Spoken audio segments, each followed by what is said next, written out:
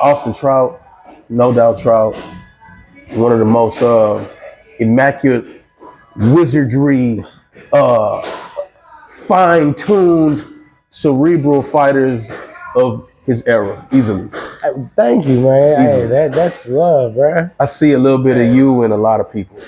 So well, I guess we here, and I've always wanted to know, you're not from Houston. You're from Las Cruces, New Mexico. Las Cruces, New Mexico. Yeah. Okay. How was it growing up in Las Cruces? I've never heard of it. Different. I say different. I say I had a good childhood, but that's because that's the only childhood I had. And I thank God for my good mother who made it, as trauma-free as she could. You were raised with one parent or two? My mother, Manisa Michelle Trout. So that means she's super mom. Super mom, yeah. She, just her. Because we didn't really have family out there either. Because she's from New York, and all her family's over there. North Carolina, New York area. You had siblings? Yes, me and my sister. Okay. So my mom and me and my sister. And my cousin Renee helped raise us too for a long time. But when I was about 10, she went back to the East Coast, and it was just me, my mom, and my sister. You were a good kid, or troubled child? I mean, I like to say I was a good kid for the most part. Yeah. When when the nuts started hanging, you start doing what it do. Yeah, man. And again, not because my mother. I mean, she worked a lot, and she had to sleep a lot to get ready for work. So there was time. Yeah, we had to. She trusted us to kind of do what we needed to do, and we did for the most part. I did for sure. My sister maybe not so much. Where in your childhood does boxing become a thing? Not you becoming a pro boxer or anything like that, but where do you find yourself? Do they have a lot of gyms in Las Cruces? No, not especially when I was coming up. There's this one gym, and I didn't know it was a gym. I thought the building was empty. It was then called the Pal Boxing Club. Pal Boxing? Yeah. Okay. Yeah, and it was. I mean, first before I even got to Pal Boxing, me and my mom and my sister, we used to have, blockbuster nights, right? Where we would rent like all the Rockies. And at that time, it was up to Rocky 5 or 6. It was the one where he fights Tommy Gunn, right? 5. And so we would, like, Rocky was my favorite movie. Right. And just the whole, and the thing about Rocky, even after I started, it's still one of my favorite movies. Because the parts they get right is kind of the politics, the behind the scene business of it. You know what I mean? They get that part very meticulously, very right. Now the boxing, choreograph is trash. I still love it because the story itself. The story itself, and just how they use him as a gimmick, and that gimmick, because there was a lot of gimmicks back in the day. Sure. George Foreman fighting 5 fighters at one time, right? And it was this little comeback after, Anyway. Mm-hmm. So that, watching those movies, and we would, we did that more than once. It was like, what are we gonna watch this time? It was like, maybe All the Land Before Time. We'll do that tonight. But we did Rocky, all the Star Wars. You know what I mean? You was a movie guy. We like movies. But Rocky, we did that more than once. My mom, matter of fact, a couple of times she was like, "We're not doing a Rocky movie night." Was you inspired into boxing through Rocky movies? That, and my mother would have the fights. We'd go watch the fights. It was kind of Your mom was a fight fan? She's a fight fan. Wow. A fight fan. Wow. We would get fights, or we'd go to fight parties and watch fights. And my mom would say stuff like, "It's very hard to do boxing." Like, as she knew, she would never box, but she's like, it's one of the hardest things to do. Only real men could do it. And then, I was infatuated with muscle physique and being strong, and she's like, you can't be fat and be a fighter. And then we see George Foreman. You know what I mean? Yeah, who doesn't have that? Yeah. But she's like, he's strong. Just because, you know what I mean? He's like, doesn't mean he's not in the fat. He's strong. So you got into, I ain't gonna say got into, but what piqued your interest is movies like Rocky and your mom being a fan of it. And my mother, because being, a boy that, I didn't have very many father figures at that time, not yet, right? So I'm trying to figure out, what's a real man look like? And she said, there it is. That's what a real man looks like, a boxer. It's the hardest thing to do. Only real men can do it. So I was like, and I was into, because again, movie nights. We watched Kung Fu movies, right? A lot of Bruce Lee movies, and I was always infatuated with how they could train, like the training montage was my jam on all the Kung Fu movies and all the Rockies, because they could do stuff that I can do. So while they're doing the little training montage, I'm pushing up, jumping jack, jumping jack. I can do it too. Yeah. It's things I can do. And then later on, I got into anime, because same thing. These weren't superheroes born. These were people that trained to get to that next level. What's your favorite anime?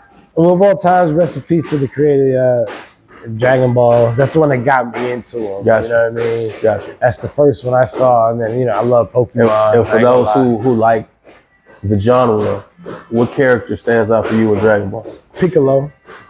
Do you resonate with him? He's not necessarily the strongest, but he's the smartest.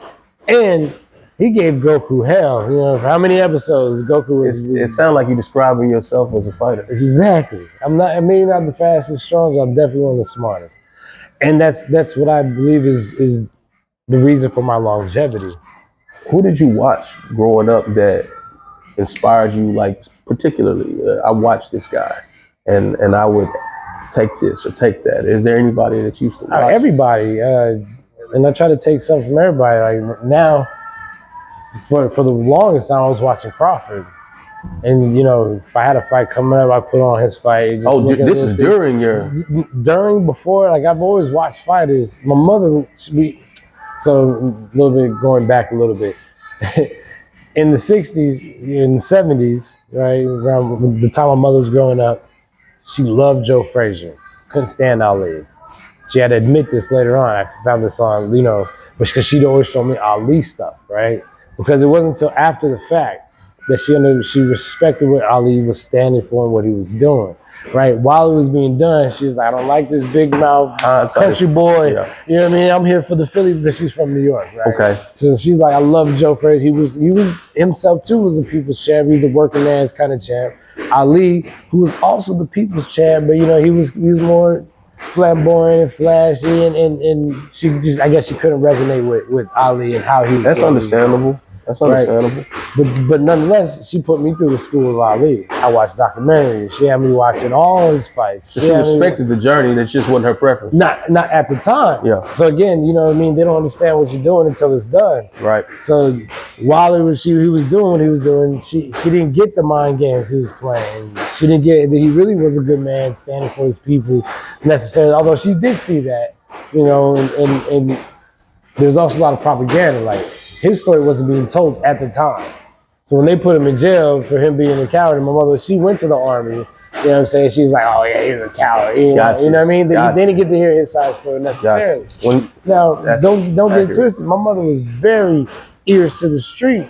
She attended live lectures of Dr. Yochanan Ben Yosef, right? And she even heard a lot of there's a lot of great people speak. So she was into building her consciousness. For sure. It's just that at the time was the way she viewed it. No. Yeah. When she found, again, later on in, I guess, Ali's career, when he turned into Muhammad Ali, that's when my mother switched. Gotcha. Right. It's probably. That's when she was like, oh, he's not just this big mouth. Because, think about when he was Cassius Clay. He was obnoxious. Yeah. He could have Louisville Lip. That's a hell of a name. Yeah. And then he flipped when he went to Muhammad Ali. She's like, he still talked trash, but there was reason behind the madness. So when did you jump into just being an amateur?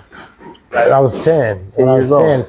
I was eating at the Double Eagle. Shout out to Las Cruces Double Eagle. It's still one of the finest restaurants in the town. Okay. One of the waiters, now let me find out that's some buffet. No, not at all. It's haunted. They got this haunted room in there. It's a haunted restaurant? Yeah. Well, in New Mexico, you got all kinds of La Llorona. You got Chupacabras running around. We got like. Are they real? I don't know. Come on, you from there, I don't know. You know what I mean? I don't know if they're real or not. I can say they are. They are. Okay. And something for people to believe for so long, it must be something. It got to be something to it. Yeah, nobody debunked it. Yeah. So, okay, you're 10 years old, you're in the Emersons. You working in a particular gym. You had a particular coach that drove you, or you was just kind of riding the wave of this is what I want to do, or was it somebody? Both. I had so then back to no real father figures yet. Then I joined boxing, and I didn't know at the time. Just looking back, I'm like, yeah, I was trying to cling to certain coaches because they would teach me something. They would take me under the wing a little bit, and I was like, that's something I never really felt. Right, a man, and again that. Yeah, just a man showing me what to do. Right. Instructions, and for my best interest. Whether they did or not, some of them didn't. Some of them, I was clinging to them. Was it necessary that you need that? Yeah. At that time? Yes. Because you're probably smelling yourself at this point. Yeah, exactly. You know what I mean? Starting to grow up, get little smells that, and then the coaches, they ain't sugarcoating like, oh, nah, bro, you gotta get your ass in the bath. Right. And that was like, oh shit, let me go get it. You know what I mean? Or it's change my socks. Some guys have a hard time taking the direction from men when they don't grow up like that. I myself, I was an athlete of football. I played college football. Yeah. And it took me a while through little league and middle school, high school to be accepting of men telling me direction. I grew up with just my mom and my sister here in Missouri City. And that was a challenge for me. I can't say I was just looking for male guidance. I needed it, but I didn't know, that you was looking for. Right. Yeah. So, when you say you get into a gym and you getting these new examples or figures, sometimes people aren't so welcoming of it initially. Yeah, but I was 10. Yeah. So I was at that little ripe young age that this was good and it was yeah. You know what I mean? Like my mom and my cousin Renee, who I say raised me, they'd have male friends and I'd make them like they're my friends. When's Todd coming over? He's cool. He played with us. He took me. You know what I mean? And so it was a good time because when I got older, like 15, 16, 17, I knew too much. The door was locked. And I was like kind of on something like, you know what? You ain't spend no time trying to teach me no shit earlier. Don't tell me now. I figured it out. That's real. And I didn't. But but in my mind, you had the pride and ego. Yeah. And so the coaches play a lot of big part because Ronnie Villa was one of my close coaches. Mr. Sanchez, and again, Mr. Sanchez, he was this little old grumpy man, but he took the time to show you a thing or two. And it was boxing, but then it carried spill over to oh, you like these little girls? Like Ronnie, he was very inappropriate, but he's still trying to put in a life lesson about it. It's like, I know you're a little pecker getting hard for them girls, mijo. Keep it down, son, and keep it down. Don't do it. And I'm like, what a way to come at me and tell me about girls, right? Like, you know what I mean? Because he knows you're dealing with boners at that age. Well, yeah. I mean, when you young and impressionable, like you said, at that age, you need somebody to nudge you in certain ways, whether you know it or not. A lot of people refuse to believe that they need it, but you need it if you don't have it built in at the house and stuff like that. When do you realize I'm good and I can do this?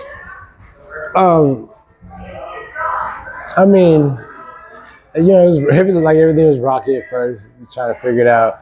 For the longest time, they didn't even know I was left-handed. They had me going right-handed. They said it just looks weird, and I was like, he's like, what hand are you? After like I think a week of walking the wrong way, I was like, I'm left-handed. That's why, man. Switch your stand. You know what I mean? And one coach was excited. Coach Bobby Calderon. Shout out to Bobby Calderon. He was a key coach for me. And the other two were aggravated. You know what I mean? Like, Why is it? They didn't know because when I was coming up, there were no left-handers, hardly any. In fact, if you were left-handed, they probably would just change you because if I went the way of those other two coaches, they would have just changed me to right-handed. You know what I mean? So, Bobby was excited, and Mr. Shaw, Harvey Shaw, he was this old. He was old then. You know what I mean? From Baltimore. He's in the Baltimore Hall of Fame in boxing too, as a matter of fact. And he had all kinds of great stories. Chess master. He was excited about being lefty too. You know what I mean? But he wouldn't say nothing until, after Bobby and Mr. Sanchez taught me how to walk and throw a jab. After that, then Mr. Shaw was like, he saw me do push-ups at a break, and he he used to just sit there and hit the bag the whole time, right? He has a little old Rocky beanie and whatnot, and he came over and said, "All right, I'm gonna show you something now. You proved you deserve to learn." I was like, so mystical, right? You know what I'm saying? Yeah. Like he let me become his Padawan. And So- again, I love Star Wars, so all that shit just, It went together. Yeah, it went together. Yeah. I'm now practicing to be a ninja in my own martial art. That's dope though. Facts. What's a moment in your amateur career that stands out the most or you're the most proud of as an amateur? You know, I had a lot. I know you had a lot. I upset a lot of people in the amateur. Like who? Edward Joseph, he was like the all-army champion. He was killing it. He was like Olympic hopeful. I took him out of there. The whole U.S. national tournament 2004, it was the Olympic year. I just upset after upset, and then in the boxing, not the box odds, but in the trials, Olympic trials, I lost the first night, and I just came back and just whooped everything. You know, I beat Boyd Melson, who was a favorite. I beat, Danny Jacobs was in it, but he was 165 at that time too. I remember. I beat the dude that beat me the first night again from New York. Yeah, I can't remember these boys' names no more. It's been a long time. And then I got to Adonis, March Roshan, and lost in the box office. So, that kind of came out of nowhere. Then I did some international fights and made it to like the semis, in the Korean. Then no one expected it, especially on the team. And when I got to the Olympic camp, Right. You know what I mean? Just some good sparring sessions that, I showed out on. What happened for you to say, I'm going to do this professionally? Was, when I won that national tournament, I was like, no. When I was like 15 and I made it to my first national tournament at the Junior Olympics, that's when I was like, okay, I can do this, bro. Because you know what I mean? I was boxing since 10, but it wasn't consistent. I'd stop and do something and, just hang out in the summer and then come back and train for a month or so, get a few fights, you know what I mean? And when I was when I made it to the Junior Olympics at 15, I was like, all right, I'm going to do this full time. Because I made it here part-time, for real. I trained for that tournament, you know what I'm saying? But leading up to the tournament, I still only had like a handful of fights, maybe 25 or some fights. You know what I mean? So you turn pro. You're Austin Trout right now. What today would you have told Austin Trout turning pro that he didn't know that he needed to know that you know now? Like literally you know it. You know it now. You know how the story went. What is it that you could have told yourself? It's one simple move that could have fixed a lot. Because Bob Spagnola, who's my manager, and still to this day, you know what I mean? He was working with me since I was, 15, 16. When I turned open, was kind of kicking ass in open. He showed interest and he helped me out. He bring me out here to this gym since I've been 15, 16 years old. You would come to this gym at 15? Come to this gym, have like little camps where, he had a couple fighters. He had me spar with some of his pros and that experience was golden. I remember I sparred, I think his name was Steve Martinez. He was like the NABF champ, and I was working with him. As an amateur, and I was like, I can do this, you know what I mean? So I would go back and tell myself, like, listen to Bob, man. There's nobody that has your best interest in their best. No one that has your best interest at hand more than Bob. When it gets to that time and they try to push him out, keep him in there. I mean, it'll fix everything. What's and through your illustrious pro career, I mean, a moment that stand out for me was you beating Cotto.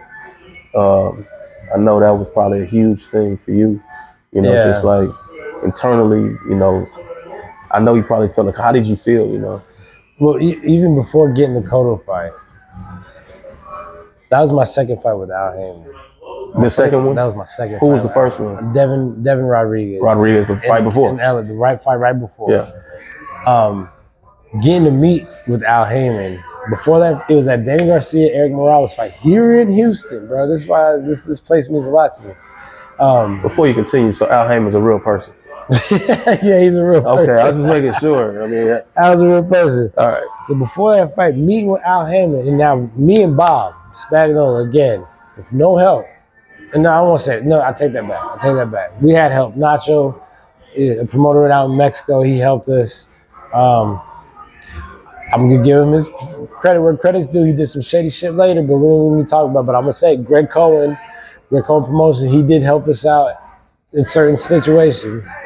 All right. Mm-hmm. All that shit means nothing because the way he the way it ended. But we had help. So I don't want to say just me and Bob, but me and Bob, straight up, going through these people like to say, like, give us a chance. And certain people were like, all right, we'll give you a chance. And they gave us a chance, but they didn't think it was going to happen the way it did. And so we ended up just keep moving, right? We believed in us even when no one believed in us. Mm-hmm. So we got to the point that I'm a champion. I'm a world champion, won in 2011, right? That was with Greg Cohen. And I got protection in Mexico because not that they gave me any gift, they just didn't rob me, right? I beat Buddy every round. Right. And so I'm world champion, undefeated. You know, I think I was like 26-0. Okay. Undefeated champion. I finally get the attention of Al Haymon. And so when you say you get the attention of him, did the win just put you on his radar? Or? Not even just, you know what? It wasn't even just that. I won my belt, and then I had my first Showtime. Again, Greg Cohen got this, and he had to, you know, I don't know what asses he kissed to get this date, but he got a date, and I got on Showtime as a defending champion. I fought Juan Laporto from Australia, knocked him out, and then I get the attention of Al Haymon, so I should say. Now, remember, at this time, this is when Al Haymon was on his way to running all of Golden Boy. He had HBO on lock, right? And he had Floyd, who was the ace in the hole, killing the game right now. This is like 2012. 2011, 2012. Okay. Right? And so, like, Al Haymon had all the major players, and he had HBO in his pocket. Right? I don't know if you remember that. Yes. HBO was in his pocket right before he took over Showtime. Yeah. And so I finally got the attention to Al Haymon, and he tells us we meet up here in Houston at a Danny Garcia, Eric Morales fight. And I see, you know, I thought he was a white man. And then, you know, why? Because I don't know, bro. Al Haymon, he's running shit. I'm thinking I must have seen him somewhere because, you know, at this time I've been at, you know, some of these fights. I've been in camps already. Yeah. Like I said, me and my man just got me some real good camps before. So okay. I've been in these circles and I've had to see him. So it's a small alumni. Yeah. And this tall, lanky black man walks in. I'm like, oh, how tall is he? He's definitely, you know, 6'1", maybe. Okay. Yeah, right. 6'2" tall for me. I mean, you're describing an actual person. Yeah, cool. Yeah. And you know, when he speaks, he commands that you listen, very, very commanding voice and chill, lay back, you know, no, you good, yeah. And that day changed my life. He said, I'm gonna make you a name, and he did. He told you that? Yeah, he said, I'm gonna make you a name. I like boxing, I like how you do, how you work. You're a good fighter, you're a good man. You know, I'm gonna make you a name. And he did.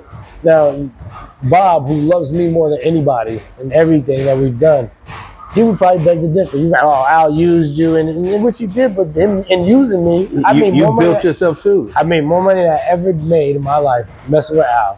And I got opportunities that nobody would have gave me. I would have never got the Canelo fight. I would have never got the Cotto fight. Okay? After those two, you know, after the Canelo loss, then the Lara fight, which wasn't a good fight, that was the part. Bob was like, he used you. And I was like, whatever, man. I mean, I don't know. But I got to fight both Charlos. I didn't get the decisions I wanted, but I don't know how many people have done that. I got to fight Hurd. I got to fight Gaucher. I fought everybody. Your resume is impeccable, bro. He made me a name. I'm able to go on and be a BKFC champion because of that name that I had that Al gave me. It didn't go the way I wanted it to. I got. But he gave me that opportunity. So I want to thank Al Haymon. Like we want to thank Al Haymon. No, I look at the Canelo fight indifferently. If there's a such thing as a good loss, It's no real thing, right? I know you want to win. You want to win. But my stock game drops too far. Well, people looked at it like, wait a minute, this guy ain't. And then the way Canelo keep dispatching everybody, I'm like, you ain't doing this shit to me. Exactly. I'm not saying that it's cool. No. I just gotta take what I got, right? And for instance, the way he dismantled Charlo, right? Right. And I'm like, look, y'all, if it doesn't show y'all that it takes a special somebody to fight Canelo all 12 rounds, and I walked him down, you know what I mean? Right. For moments of the fight. Right. And so it takes something special. You know, I'll take that because that's what I got. If I have a choice, I'll win that fight. If you could go back, and retool yourself for that fight, what would you have done different? I just wouldn't agree to certain things that they made me agree to. I didn't sign that contract till like the day before. Really? And my manager was like, fuck this, we should walk away. And everything was set up. It was a big fight. It was, you know what I mean? They would have gave in to my demands, which was been no open scoring and the correct judging. They gave me a ref and one judge. They had two judges. And the ref was a dual BCBA ref. So I would have stood on those like, look, fine, no open scoring. Keep your judges. Because the judge that was for the BA anyway, he gave me the worst scorecard of all of them, man. You know what I mean? So the open scoring, it would have been a better fix than even the judge. The judge, I couldn't fix that. Okay, so I see. I don't really see much. Okay, that's out the ring. Yeah. In the ring. But in the ring, because of the open score in the fourth round, I got desperate because they told me I was losing every round. Stop boxing. In the fourth round, I was like, oh yeah, we got that round. Oh, we got that round. I'm up like 3 rounds. That's what you're telling me. I'm thinking it, and they're like, nah. I'm like, the worst is 2-2. Then you get to any round. So get the fuck out of here. Are you serious? I mean, I was like, oh, bro. So I'm, you know what I mean? We didn't train for that. We knew he was coming, and he was until he figured out he didn't have to. Is he truly that good? He is good. He is good. In what way? Because he's explosive. He's got good head movement. He's got way better feet now than he did when I fought him. so you said better footwork than he had when I fought him, but he still had good footwork then. Yeah. And so he is good. He was the first fighter to ever drop me. I've never been dropped before, you know. And I fought some hard hitters. I fought Is the power real with him? Yes, it's explosive. It's snappy. It's not just, and he's body strong too. Okay. You know what I mean? But he's got explosive power. He got granite chin too? He's got a good chin. He don't like body shots is what I found out fighting him.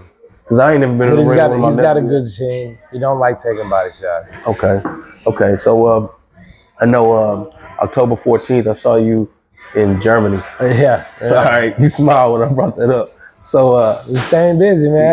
I still got something. So I guess I'm saying that to say you haven't closed the door on boxing. No. You know, they might want to close the door, and then bare knuckles opened up a lot of doors. Okay. But I haven't closed the door on boxing. So since you say that, I guess I'll go there. You know, what made you even decide to say I'm taking gloves off and we're gonna get in the bare knuckles? What made you do that?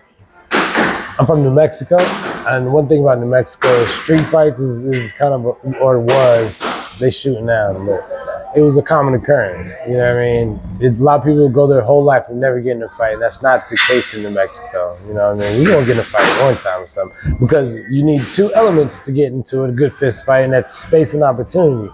Yeah. In New Mexico, there's nothing but space. There's deserts everywhere. Let's go to the desert right here. You can go to the desert and catch a fade. And then the opportunities, you're going to see this joker 4 times a week because everybody goes to the same Walmart. Everybody know each other. Everybody go to the same park, whatever. You know what I mean?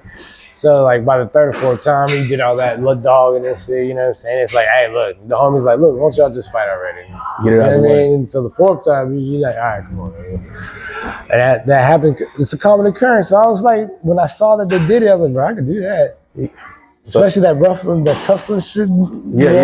I can do that. It's more realistic in real life. In a fight, it is. But I got some boxing skills that I use in street fights. Clearly. Sure. As soon as I started boxing, I'm like, oh, I get in that stance right away. Little step back. You be leaving these fights almost unscathed. And I plan on continuing. I told my mom if I get beat, my face gets, I'm not putting you through that. Yeah. We won't do that no more. So as long as I keep my face good, I'm gonna keep whooping these. I mean, so your last outing, you made a massive accomplishment, and that was Oh, I beat the pound for pound bare knuckle champ Luis Palomino, and I am now the reigning champ. It's 165, which is above my weight class, but it's whatever. it's nothing. I ain't mean to really do it like that. I'll go get that 155 belt too and start. So you got plans of going back, defending it, and all that? Yeah. I think June 21st we coming back. They want a rematch. I don't know why. You want to give me easy money? I will take that easy money. So you gonna fight Palomino again? Yeah, I'm gonna destroy Palomino again. And then after that, I want to take hopefully Texas gets along with the bare knuckle game. We can bring the defense back here, Okay. or New Mexico. So into what you currently got going on, even because you currently got all that going on. When will I see the Houston Hitmen, the TCL team which you coach? I'm so happy you said that. I was about to throw my cheap plug in. Now, I was gonna set you up. Gonna throw it off the glass for you. Boom. Thursday, we got our first fight. You feel me? It's coming in Red Owl Thursday. I believe doors open about 5. See, I'm gonna be here in Houston. Here in Houston. First Red Owl. Red Owl. It's going down fighting San Antonio. San Antonio Snipers. Snipers. We're gonna see who hits their mark. Cause we the Hitmen, they the Snipers, but wow, Snipers only got that long range. We inside and close too. So y'all gonna be at the Red Owl, which is lately being popularized. It's beautiful, right there on Perry Street. A lot of people in different capacities are talking about this place being the only venue built for combat sports. It's beautiful. And the ring don't move. It is what it is. It's perfect too. Yeah, 1,000 people could fit in there. 1,500 people could fit in there. I've been there a lot of times. I like it. I like how there's not a bad seat in the house. No, it's not. Get you a little seat and table and food and drinks. Everything's right there. You know what I'm saying? So you got the Houston Hitmen versus the Snipers next Thursday at the Red Owl. That's right. How do people watch that? So we have, find your favorite fighter on the Hitmen. And we got some good ones, you know what I'm saying? We got Jenny Fuchs. We got Rafael Ibokwe. Trouble. We got Reynard Talib. I'm talking about the Alif Ali. Alif Ali. You know what I mean? Yeah. We got all kinds of good fighters on our team. Todd Manuel. They all have links, and if you want to help their earning potentials out, I'm gonna put it right here. What do they go? Well, each guy they have to go to their Instagram. Their links are in their bio. So choose your favorite fight. You can go to mine. The link is in my bio. Okay, boom. Like me. But go to your favorite fighter on the Hitman. Hit the link in their bio. Sign up. You can pass, and not only do you get to see all the Hitman fights that are here or there, but you see all the fights of all the teams right there in the palm of your hand or on your TV. Yep. TeamCombatLeague.tv. But again, the subscription that you use, your favorite fighters link, they get a piece of that for the life subscription. So it's another way that the fighters can earn, and they get good, decent purses too. I'm not saying that they don't. The league is taking care of their fighters, and we're making sure, as the coach, I'm making sure that they're going to really take care of my fighters. I don't care about them, but mine needs theirs. So you coach people intimately in the gym. What is it like being the coach of a team? So the biggest, I guess I say challenge, and especially for like my peers, right? Like a lot of these fighters aren't my fighters in the sense where I'm superior to them. A lot of these guys are my peers. You know what I mean? Like for instance, Miguel Flores. Me and him, we turned pro around the same time. We were on the same cars coming up. We came up together. We were with PBC together. You know what I mean? And so telling Miguel, and really I never had to tell Miguel much of anything, is that the man's his itch is perfect. Yeah. I mean, but sometimes I'm like, let those combinations go, Miguel. You just throwing 1 or 2 at a time. We only got 1 minute. Is that difficult to? A little bit, because I need to say it with some babes. Like, hey, Miguel, put 3 or 4 together, man. Instead of like, hey, can't be suggestive about it. I know you know what you're doing. I know you good, right? You know what you're doing. Yeah. Can we just put like 3 or 4 together every time, right? The 2's not gonna work. I've got over that. You know what I mean? They respect it. It's no issue like that. Another one, Nagi Aguilera. We came up together. You know what I'm saying? And Magi's one of the best heavyweights I've seen too. He's got so much skill and just tenacity. This 1 round format's gonna be perfect for Nagi, man. I got another question for you that I want to know. How did your relationship begin with Bobby Benton? Again, so I've been coming since I was 14, 15. And Bob Spagnola would get me up here, and it's like just put me with Bobby, and Bobby would put me on the runs. He'd train me. So since you were 15, Yeah, I've been working ever since I turned pro. He's been in my corner. wow. Because Louis Burke, who's the trainer in New Mexico I turned pro with, his dad started the PAL boxing gym that I worked out with. And so Louis was my head coach for most of my career, and Bobby was always my second. That's crazy. That's crazy. My whole career. And you talking about 15, 20 plus years. Almost 20 years, yeah, since 2005. Yeah, and man, that's a long time. Yeah. I mean, you develop a real camaraderie with somebody. But like the crazy thing too is Bobby, Dwight, Coach Aaron, Hollywood, all the guys here, they all have 20-year plus lasting relationship. And again, like Miguel and Nagy, Miguel and Aaron, they started together, but Bobby's known Miguel just as long as I know them. You know what I mean? Right. So that's just how that's how we kind of get down here at Main Street. You know what I'm saying? It's real deep relationships. We don't always agree. In fact, we disagree a lot. But that don't mean, you know what I'm saying? Yeah. That don't mean shit. You know? Yeah. How's it gonna it's supposed get to be a like perspective? Right. So, man, I know you got shit to do, but man, I don't know, how much we could give you your flowers, but I appreciate watching you. Like I said before, I see a lot of people take tidbits of what you do and sprinkle it in their game. That's a great compliment. A lot of people, when I talk to them, they always say, man, Trout, man, he showed, man, I've been watching him, I sparred with him, I was in the ring, you never been in the ring with me, you have a mythical appearance in their mind of what you do in the ring. And that's no bullshit. That's crazy. I was watching O'Shaquie Foster with a coach that I respect, and he was like, I see a lot of Austin Trout in that guy.